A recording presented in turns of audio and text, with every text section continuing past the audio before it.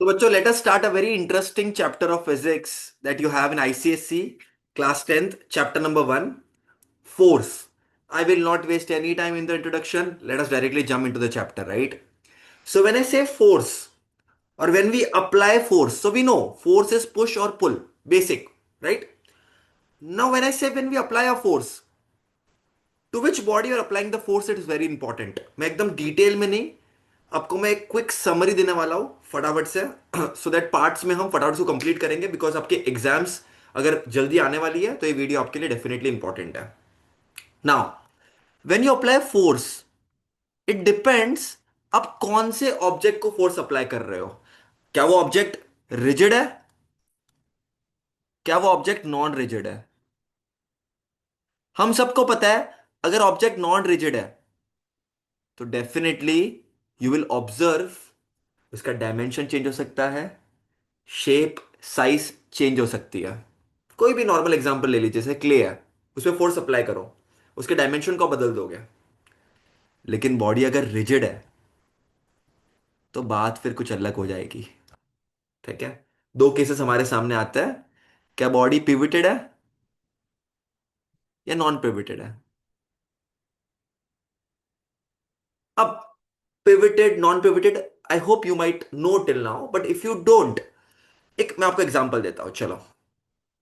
ये एग्जांपल देखो, ये बॉडी रिजिड तो है but it is non pivoted. इस पे मैं जैसे ही फोर्स लगाऊंगा ये सीधा जाएगा।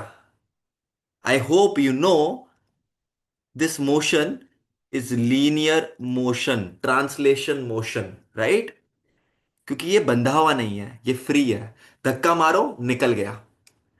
But let us take an example of pivoted point. Okay, when you apply force here, things would be different, क्योंकि ये बंधा हुआ है एक पॉइंट की तरफ। तो यहां पर जो रोटेशन होगा वो टर्निंग इफेक्ट के फॉर्म में होगा, it will rotate, right. Now this is where our chapter gets very interesting. This is where you will have a lot of question in your board examination, right? So अब यहां पर rotational motion होगा बेटा। सो कहने का मतलब यह है, अगर बॉडी रिजिड है और पिवटेड है तो वहां पर चीजें घूमेगी। घूमर घूमर घूमर घूमर घूमे रे, चीजें घूमेगी, याद रखना। नाउ लेट अस राइट, जैसे फॉर एग्जांपल आपके घर पे डोर होता है, वो हम एप्लीकेशन में डिटेल में पढ़ेंगे बाद में, बट डोर होता है, it is pivoted, right. That is the reason you see the kind of force that you see, right. Now obviously this turning effect depends on two things. The first, force कितना लग रहा है। मैंने force apply किया, कम force apply करूंगा कम घूमेगा, ज्यादा force apply करूंगा ज्यादा घूमेगा। दूसरा, परपेंडिकुलर डिस्टेंस कितना है। आपका जो पिवटेड पॉइंट है, जो पिवटेड पॉइंट है वहां से आपका परपेंडिकुलर डिस्टेंस कितना है, ध्यान से देखना है। यहां पर आपका हैंडल है, आपका हिंज है, पॉइंट पी है, पॉइंट क्यू है, पॉइंट आर है। आर की अक्रॉस वहां पर पिवटेड है, तो वहां पर आप कितना भी फोर्स लगाओ there will be no turning effect. Q पे एक्स्ट्रा एफर्ट लगाना पड़ेगा, इतना टर्निंग इफेक्ट आपको दिखेगा नहीं। बट पॉइंट पी पे there will be more turning effect, right. Why? Because दूरी ज्यादा है, ये दूरियां ज्यादा है।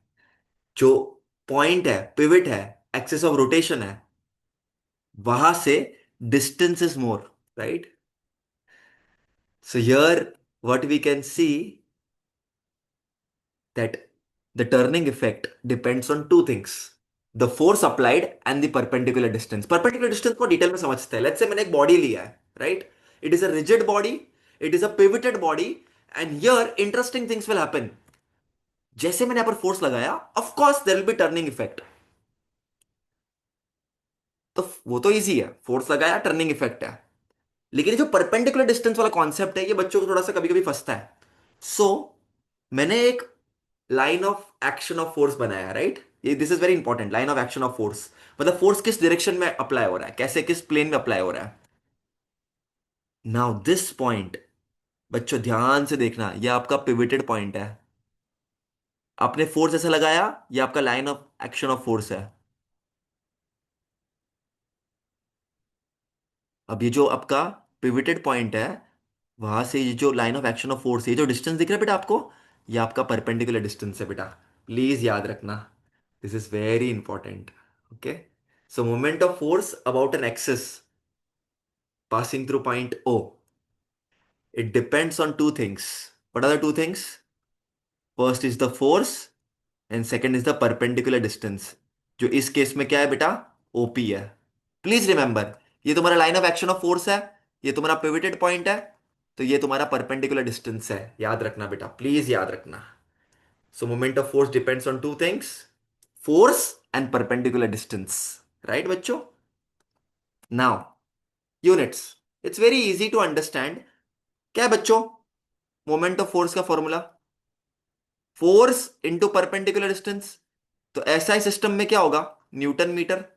और सीजे सिस्टम में क्या होगा? डायन सेंटीमीटर। मैं अज्यूम करके चल रहा हूं आपको बेसिक बेसिक आता है, इसके लिए मैं थोड़ा फास्ट जा रहा हूं बेटा, राइट? बिकॉज डिटेल्ड लेक्चर्स चाहिए तो वो भी है, but this is like a short fast fast. Also remember 1 newton metre, इसको ऐसे लिखो 1 newton into 1 metre. I hope you know 1 Newton is nothing but 10 to the power 5 Dian, and 1 meter is 100 centimeter, which is 10 to the power 2 centimeter. So 1 Newton meter can be 10 to the power 5, 10 to the power 2, 10 to the power 7 Dian centimeter. तो ये आपका conversion exam के लिए important है बेटा, please इसको note करते चलना।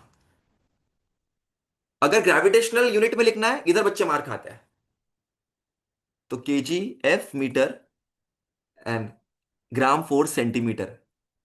अब ये बहुत, तो ये तो मैंने आपको बताया बेटा, newton metre dyne centimetre.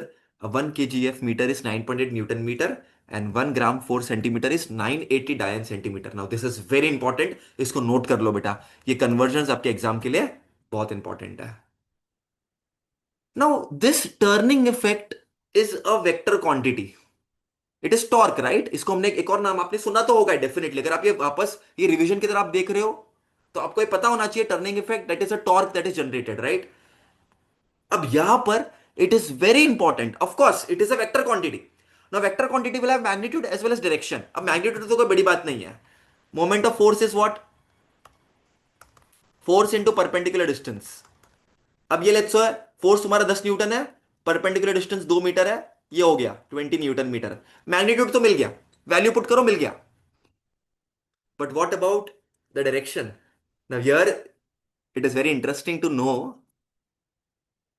Direction depends, point of application of force क्या है। लेट्स से ये एक बॉडी है, रिजिड बॉडी है, यहां पर मैंने फोर्स लगाया, यहां पर मैंने फोर्स लगाया, उसके हिसाब से टर्निंग इफेक्ट अलग अलग होता है। यहां पर फोर्स लगाया, ऐसे टर्न हुआ, यहां पे फोर्स लगाया, तो this is, so what is the point of contact? आप फोर्स किस पॉइंट पे लगा रहे हो? एग्जांपल देता हूं, मैंने इस डायरेक्शन में फोर्स लगाया, तो you can see the movement of the force कैसा हुआ। दिस इज वेरी इंपॉर्टेंट बेटा, एंटी क्लॉकवाइज मूवमेंट। और अगर मैंने ऊपर की साइड पे लगाया, तो you can see the clockwise movement.